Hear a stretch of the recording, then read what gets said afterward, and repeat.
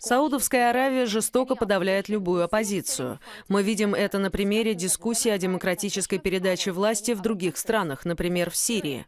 С одной стороны, Саудовская Аравия, как сообщается, поставляет оружие сирийской оппозиции, а с другой, мирных оппозиционеров внутри страны сажают в тюрьму, пытают, а некоторые люди даже умирают из-за того, что просто высказали свое мнение. В октябре 2012 года Международная амнистия призвала власти страны прекратить чрезмерное использование силы против манифестантов, сторонников демократии.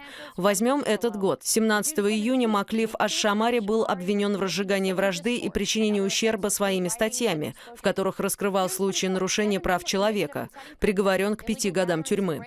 24 июня 7 человек были признаны виновными в разжигании протестов, в основном через Facebook, организации незаконных собраний и нарушений верности королю. Они получили от 5 до 10 лет лишения свободы. В тот же день блогер Раиф Бадави был признан виновным в оскорблении ислама и властей Саудовской Аравии на своем сайте, а также во время телеинтервью. Он был приговорен к 7 годам тюрьмы и к 600 ударам плетью. При таких условиях любого, кто бы мог сказать что-нибудь существенное по поводу правительства, общества или религии, сложно осудить за излишнюю сдержанность.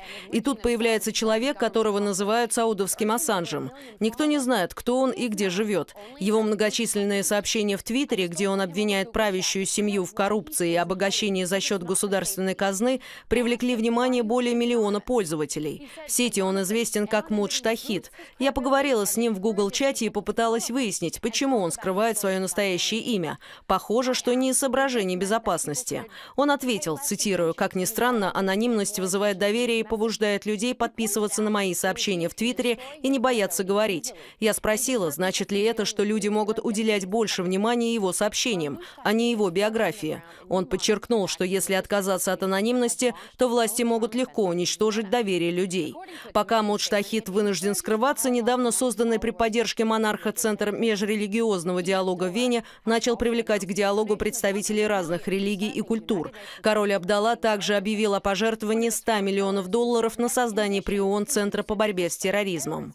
Пока королевские духовные лица проповедуют радикальную форму ислама, от чего экстремизм только процветает, Саудовская Аравия считает, что имеет моральное право давать советы другим странам по поводу демократии.